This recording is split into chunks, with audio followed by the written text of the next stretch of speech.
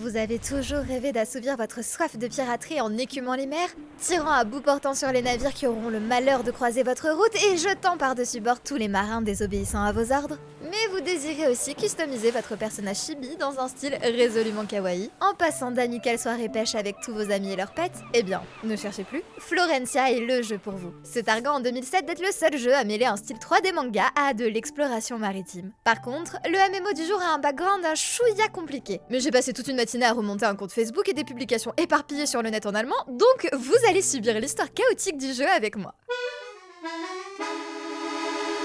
Florencia, un MMO développé à l'origine par les développeurs japonais Nets en 2007, mais laissé à des sous-traitants coréens. C'est pour ça que vous verrez tantôt que c'est dev par des japonais, tantôt des coréens, que la première bêta a pris place au Japon mais que tous les vieux screens sont en coréen. Il fit pas mal parler de lui et finit par être récupéré par l'éditeur allemand Burdaik. Éditeur que vous ne connaissez peut-être pas, mais qui est pourtant l'éditeur du célébrissime Hello Kitty Online. Enfin, était, puisque ce merveilleux MMO a fermé en 2017. Alors là, je suis vraiment triste de pas avoir pu le tester. Je vous le cache pas. Sinon, ils exploitent aussi Ragnarok Online, mais c'est quand même moins spectaculaire qu'Hello Kitty. Vous en conviendrez. Retenez néanmoins que l'éditeur allemand disposait déjà de toute sa base de joueurs venant de Ragnarok pour leur présenter le jeu, justifiant la popularité très marquée de Florencia en Allemagne. Burdaik récupère donc les droits pour publier Florencia en Europe et le fait plus précisément sous sa branche nommée À la Playa. Et quand je vous dis que le jeu faisait parler, j'entends par là que 250 000 joueurs s'étaient inscrits à la bêta. C'était l'un des MMO les plus anticipés de l'automne 2007. Une époque plus glorieuse pour les gens en ligne écoutés. Le jeu sort officiellement en Europe en octobre 2008. Et c'est après la sortie européenne que l'histoire part en couille. Je vous présente Hakim Caspers. Hakim, vous voyez, c'est le vice-président chargé du marketing chez Burdaik. En 2008, il présentait déjà le MMO lors d'interviews. En juin 2011, ProSiebenSat 1 acquiert le groupe Burda et donc sa branche jeu À la Playa. En 2010, Florencia clamait avoir 1,5 million de joueurs. Pourtant, en 2014, le jeu ferme sans préavis pendant 2 semaines. Pourquoi cette fermeture soudaine? Il se trouve qu'en février 2014, ProSiebenSat avait carrément racheté la branche européenne de Aeria Games et en avait profité pour se renommer Seven Games. Mais Aeria Games et AA Entertainment étant en désaccord, les serveurs furent fermés 2 semaines. Mais qui c'est encore AA Entertainment, vous me demanderez? Bah, c'est les développeurs de la version Windows de Florencia, puisque selon ce post allemand, le jeu de base se lançait dans un navigateur web. Voici une photo de leur bureau en 2016. Et m'en demandez pas plus, j'ai déjà la migraine. Bon, je vous laisse souffler un moment. Tentez de faire plus ou moins le lien entre les différentes sociétés qui se sont refilé le bébé. C'est bon?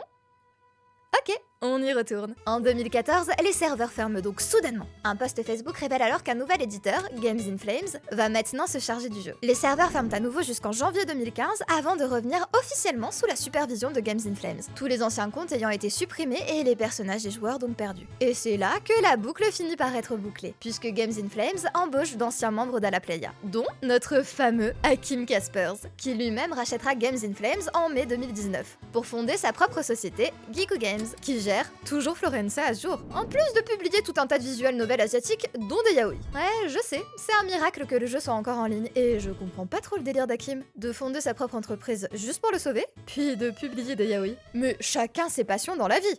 Le fait est que le jeu est sur Steam depuis 2016, mais on peut pas dire que le succès soit foufou. Après, comme c'est souvent le cas avec les vieux MMO, on peut encore passer par un launcher dédié pour y jouer, donc les chiffres Steam ne signifient pas grand chose. Par contre, la note des joueurs, elle, reste pertinente. Et à l'écriture de cette vidéo, on est sur du moyen. Si jamais vous voulez explorer avec moi d'autres MMO obscurs encore en ligne, abonnez-vous et likez la vidéo pour soutenir la chaîne. Donc, ça vous dit d'écumer avec moi les mers et de devenir le plus grand des pirates.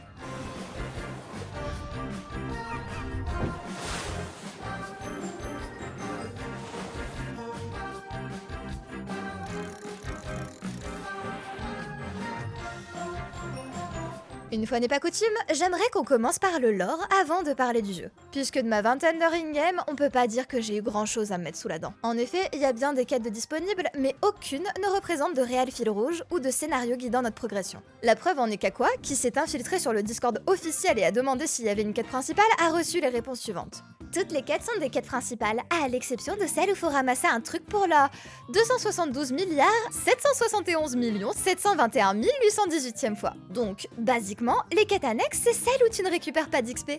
Chaque quête, à l'exception des boss élites, où subjugation est une quête principale. Je crois. Are you serious? Ouais, donc partez du principe qu'il n'y a pas d'histoire, ça ira plus vite, hein. Et je tiens à préciser qu'un peu partout on vous vendra l'histoire profonde et tragique de l'univers. Ouais, très profondément enterrée. Bon, faut dire aussi que ça, c'était clairement la com de 2007, vu qu'on vous parle aussi de haute qualité 3D japonaise, des graphismes exceptionnels dans un style anime, des villes variées, des décors impressionnants s'accordant à votre vision du monde fantastique parfait.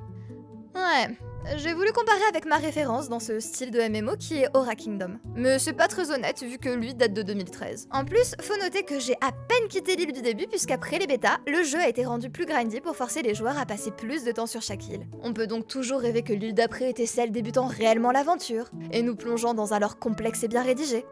Ouais non ok, j'en doute fortement. Mais si vous êtes tout de même désireux d'en découvrir plus, il y a un magnifique post en allemand publié il y a 3 ans par l'éditeur du jeu lui-même. En gros, autrefois existait un seul continent uni, Lux Plena, le continent de la lumière.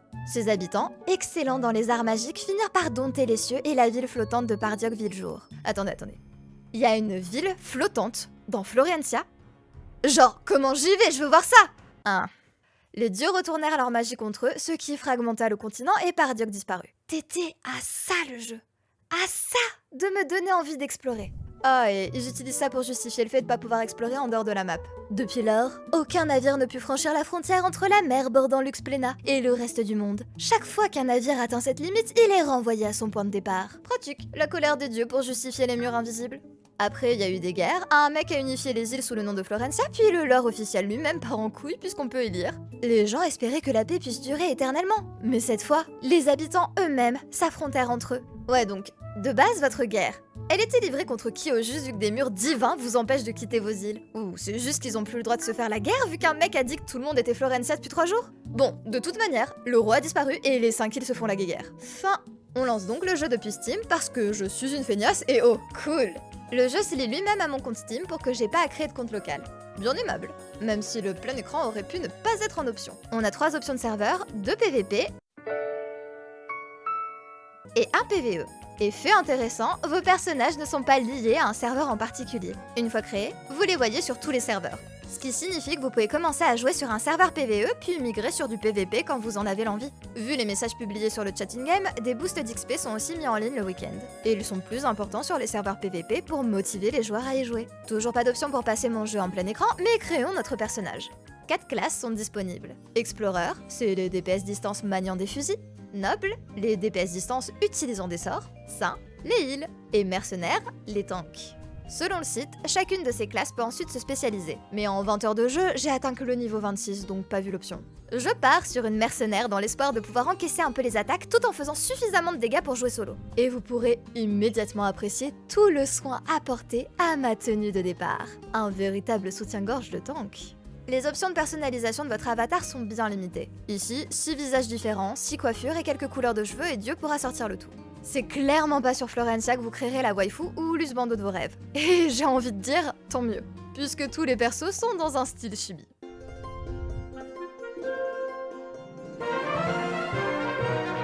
Nous voici prêts à partir naviguer. Bien que mon jeu soit toujours enfenêtré. Aussitôt arrivé en jeu, nous sommes accueillis par un merveilleux tuto JPEG en anglais. La traduction, c'est pour les faibles.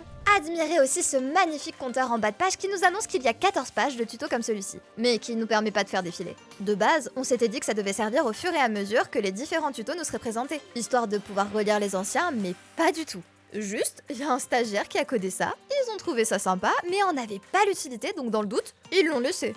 Merci pour ton dur labeur, petit stagiaire. Bon, dans tous les cas, on n'a pas que ça à faire. On a... Ah ouais, merde. Je sais même pas qui je suis, ce que je fous là et si j'ai un but dans la vie.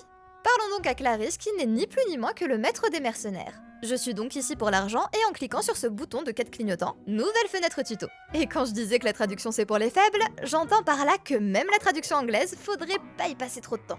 Bon bref, Clarisse, elle a tout un tas de quêtes pour nous, tellement même que leur nom ne rentre pas sur les lignes et qu'il faut scroller dans ces petites fenêtres de dialogue pour voir de quoi ils retournent. Et ça y est, on me donne ma première quête. Chasser des champignons. Quand je vous dis qu'il n'y a pas de l'or dans Florencia, c'est vraiment qu'il n'y a rien. Je spawn dans le petit village de Roxbury devant mon maître de classe qui me dit direct d'aller tuer des trucs pour me faire de l'argent. Ce fut comme ça pendant mes 20 heures de jeu. J'arrive quelque part, si j'ai le niveau, on me donne une liste de trucs à tuer et je répète jusqu'à avoir le niveau pour la zone suivante. Puisque pour le coup, il y a vraiment des quêtes répétables. Certains habitants vous demanderont d'apporter des matériaux et une fois les quêtes rendues, vous les demanderont à nouveau. Les quêtes les plus scénarisées sont celles visant à vous faire changer de zone une fois le bon niveau atteint. Mais ça ira jamais bien plus loin qu'un « J'ai un frère sur une île paumée en mer.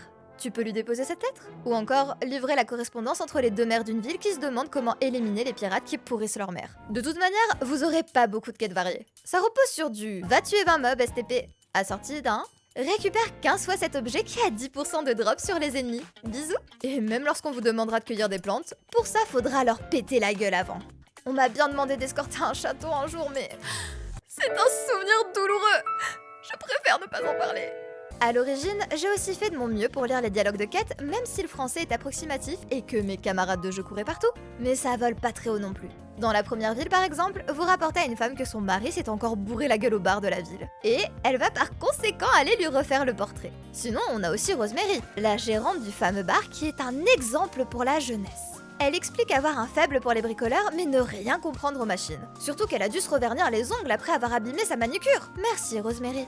Et sinon, on a Kitty qui veut utiliser un amplificateur sur Willy pour qu'il tombe amoureux d'elle. Toutes les femmes de cette île sont des exemples d'accomplissement. Allons donc tuer nos champignons. Vous pouvez cliquer sur l'écran pour que votre personnage se déplace automatiquement ou bien le contrôler à l'aide de ZQSD. Le clic droit de votre souris permettant de faire pivoter la caméra. Sachez aussi qu'il y a un peu de déplacement automatique, puisqu'on peut se rendre en marche auto jusqu'à un objectif de quête si on se trouve sur la bonne île. Ou bien, sur une même map, on peut cliquer sur un vendeur ou un point d'intérêt pour que notre personnage s'y rende. Les champignons se trouvent à la sortie de la ville. Double-cliquer sur l'un d'entre eux engagera le mode combat et votre personnage effectuera des attaques automatiques. Si vous disposez de compétences, vous pourrez aussi les utiliser pour pimenter un peu les choses. Le jeu dispose d'un système de file d'attente pour les attaques, très pratiquement représenté par un petit chrono sur votre compétence. Mais comment qu'on obtient des compétences? À chaque fois que vous montez de niveau, vous disposez d'un nouveau point de compétence que vous pouvez assigner dans votre magnifique arbre. En tant que mercenaire, j'ai des compétences orientées attaque. Mais j'ai aussi une branche qui me donne le basique du tank. Type reprendre l'aggro d'un ennemi. Vous remarquerez aussi que la compétence de pêche se trouve sur ce même arbre et que vous pouvez l'améliorer plutôt que vos attaques. Mais on reviendra sur les métiers plus tard. À chaque montée de niveau aussi, vous obtenez quelques points de personnage qu'il vous faut répartir en fonction de si vous voulez plus d'attaque, un meilleur taux d'esquive, plus de vie, de mana, etc. De ce point de vue, Florencia est franchement pas mal. Comme je me vouais pas à lire du contenu HL, je me suis pas franchement penchée sur quel était le meilleur investissement de points. Mais j'avais vraiment le choix d'investir où je le voulais et de débloquer et améliorer les compétences que je désirais. Bon, après, disons-le franchement, j'ai déjà connu plus excitant comme combat. Même au niveau 26, je tournais juste entre les mêmes 3 compétences, m'asseyant entre quelques combats pour régénérer ma vie et ma mana. Car oui, messieurs dames, il s'agit d'un MMO old school. Il rentre donc dans notre catégorie préférée, celle où s'asseoir régénère son personnage et où on passera donc 30% de notre temps de jeu à toucher de l'herbe. Autre aspect pas dégueu, on peut s'équiper de 3 armes à la fois et switch entre chacune d'elles avec les touches fonctions. En tant que mercenaire, je peux m'équiper de différents types d'armes, et certaines de mes compétences sont destinées à être utilisées uniquement avec des épées une main par exemple.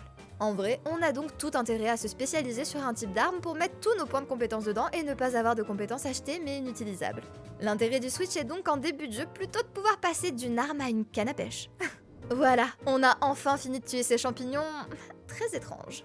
Donc, on n'a plus qu'à retourner en ville pour rendre notre quête. Car oui, le bouton de trajet auto ne fonctionne pas pour rejoindre un PNJ.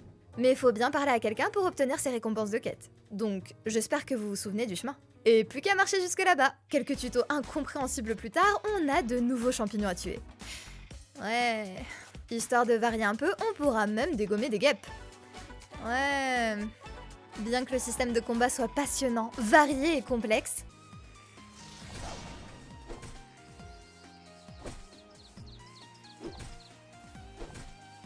arrêtons-nous là et abordons le sujet des spécialités. Sur Florencia, on n'a pas des métiers, on a des spécialités. Vous pouvez être alchimiste, fourbisseur, armurier ou... La fenêtre d'aide m'informe que apprentissage, ça correspond à bijoutier. Vous serez d'ailleurs régulièrement harcelé par la fenêtre d'alchimie. Donc, allons y faire un tour? Comme pour la plupart des jobs dans des MMO, vous ne pouvez en faire que quelques-uns en simultané. Sur Florencia, on parle d'un job à la fois. Vous parlez à la personne qui propose le job, après quoi appuyez sur votre fenêtre de spécialité vous ouvre les compétences correspondantes. Chaque nouvelle recette doit être achetée à la personne qui vous a enseigné le job. Après quoi, on clique sur un bouton pour craft et... Done. Pas assez développé pour vous? Parlons pêche. Pour commencer à pêcher, il faut donc débloquer une compétence à l'aide de ces points. Cette compétence peut d'ailleurs être améliorée, ce qui permet d'équiper de meilleurs appâts. Vous achetez donc une canne et des appâts. Allez vous positionner en face d'un point d'eau et cliquez sur pêcher. Et votre personnage va pêcher. Tout seul. Jusqu'à épuisement de votre stock d'appâts ou que votre inventaire soit plein. J'ai dit parlons pêche. Pas que ce serait plus développé que l'alchimie, hein. Bon, ok. Si vous y tenez, parlons cuisine. Par moment, vous looterez des recettes sur des mobs. Si vous avez les ingrédients correspondants, vous pourrez clic droit pour réaliser la recette après quoi elle disparaîtra. Oui, bon bah voilà, vous voulez que je vous dise quoi? C'est un jeu simple, j'y peux rien. Puisque le reste est un peu léger, attaquons-nous au plat de résistance, la navigation. L'argument phare de Florencia, je vous le rappelle, c'est qu'on puisse y livrer des combats en mer. Vous avez d'ailleurs deux niveaux séparés, le niveau terrestre et le niveau maritime. Pour partir en mer, il vous faudra d'abord un navire. Pour ça, allez voir le pirate avec la jambe de bois et le perroquet. Vous devriez pas le rater. Et vous accéderez au chantier naval. Vous pouvez choisir entre différents types de bateaux. Les blindés, les bombardiers, les navires de course, les navires de maintenance et les navires d'assaut. Vous aurez certainement déduit au nom que les différents types de navires permettent d'agir telle une équipe complète à terre. Si vous jouez avec des amis, vous pourrez donc avoir un blindé pour tanker, un navire de maintenance pour le heal et un navire d'assaut pour réaliser des dégâts. Dans les faits, j'ai surtout croisé des personnes qui utilisaient des navires de course pour se déplacer d'île en île plus rapidement. Il n'y a pas de déplacement automatique en mer, ni de moyen de se TP autre qu'à la dernière pierre ou ville enregistrée. Donc les joueurs cherchent surtout à réduire leur temps de trajet. Et bon, sur le papier, l'idée d'une carte maritime à explorer, c'est pas idiot. On a des quêtes liées au combat en mer et un arbre de compétences qui lui est lié. Mais dans les faits... c'est assez lourd comme système, d'autant que la map maritime est pas très variée et que les ennemis sont bien plus agiles que vous. Si vous prenez le temps de les observer, ils semblent même se mouvoir comme des ennemis terrestres. Personnellement, j'ai donc pas dépassé le niveau 9 en mer alors que j'atteignais le niveau 26 sur terre. Il y a même une map qui semble être un donjon maritime, mais au final propose plus de quêtes terrestres. Donc je suis pas convaincue qu'ils aient apporté le même soin aux maps maritimes. L'aspect très agaçant là-dedans, c'est que votre inventaire est minuscule, et vous le partagez avec votre navire. J'entends par là que votre bateau, qui est tout de même un moyen de transport assez grand pour vous abriter vous et votre équipage, est pas foutu d'avoir un placard dans lequel ranger vos boulets de canon. Du coup, vous les aurez toujours là, dans votre inventaire, à vous bouffer de l'espace. Comme Florencia est gratuit, vous aurez certainement deviné que le shop est bien fourni et propose des solutions aux problèmes qu'on a rencontrés. À tout hasard, l'espace dans l'inventaire? Bien sûr. Vous pourrez acheter de quoi y ajouter des emplacements. Tout comme vous pourrez acheter plus de place pour votre banque ou votre boutique. Car sur Florencia, on n'a pas d'hôtel des ventes. Il faut parler à un PNJ pour établir sa boutique et mettre en vente des objets. Procédure plutôt laborieuse donc, puisque par défaut, vous pouvez vendre que 3 objets à la fois. Et les joueurs ne peuvent pas effectuer de recherche sur toutes les boutiques. Il faut qu'ils cliquent sur chaque boutique une par une pour voir ce qui est proposé. Vous aurez donc l'habituel chat spammé par des vendeurs. À côté de ça, on a bien entendu quelques skins. Vous pouvez pas preview la tenue sur votre avatar. De magnifiques screens sont là pour ça. Histoire de vous simplifier la vie, surtout que la fenêtre étant minuscule, il vous faudra y faire défiler les ascenseurs. Ah ouais, je vous ai dit que c'était juste une fenêtre web qui s'affiche dans votre jeu, donc que ça rame du cul. La boutique vous proposera aussi de quoi resetter vos points de compétence, changer votre nom ou votre coiffure. Pour continuer à vous simplifier la vie, plutôt que naviguer d'île en île pendant plusieurs minutes, pourquoi ne pas acheter une carte de téléportation? Et bon, quitte à aller jusqu'au bout, vu qu'on en a plus rien à foutre, ça vous dit pas un collier pour augmenter l'XP obtenu, ainsi que vos PV et PM? Ouais, on est carrément passé au pay to win. Comme le fait de mourir vous retire de l'XP, il y a aussi des items pour empêcher cette perte.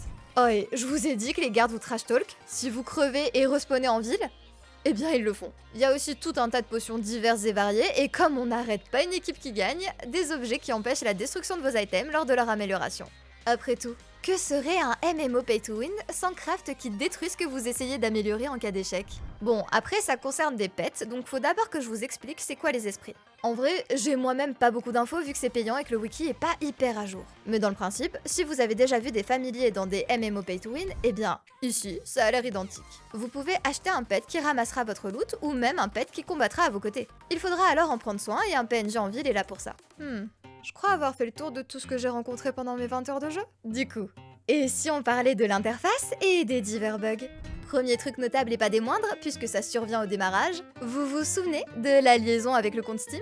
Et bah parfois ça lui prend de le faire une fois, 2 fois, 3 fois. J'ai déjà dû relancer le jeu 4 fois à cause de ça. Ignorons le fait que l'interface soit clairement celle minuscule d'un vieux MMO, avec des dialogues pour lesquels il faut scroller et un inventaire peu lisible qui peut pas être trié. Moi, j'aimerais surtout amener votre attention sur le suivi de quête. Ma foi, dans le principe, c'est très bien. Sur la map, qu'on ne peut pas zoomer, les points de quête sont indiqués par un petit drapeau, mais une fois sur place, rien ne vous indique que des mobs de quête soient là. Vous vérifiez donc le nom exact de vos cibles et commencez à taper. Puis, une fois le nombre d'ennemis recherchés tués, la quête passe en blanc pour vous indiquer que vous l'avez fini. Vous le voyez? Le souci? Les quêtes en cours sont moins lisibles que les quêtes achevées. Cocasse un peu. On a aussi des crashs surprises qui vous forceront à relancer le jeu. Grand classique. Sinon, en plus marrant, les ennemis font régulièrement du moonwalk.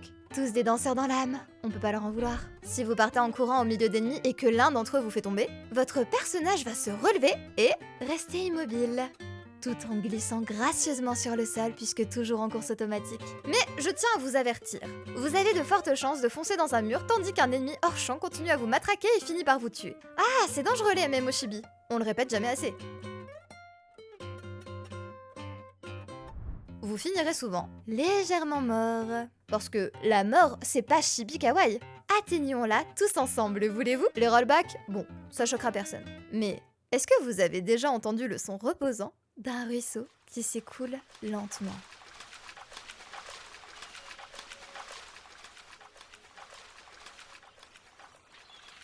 Ah ça, de l'ASMR.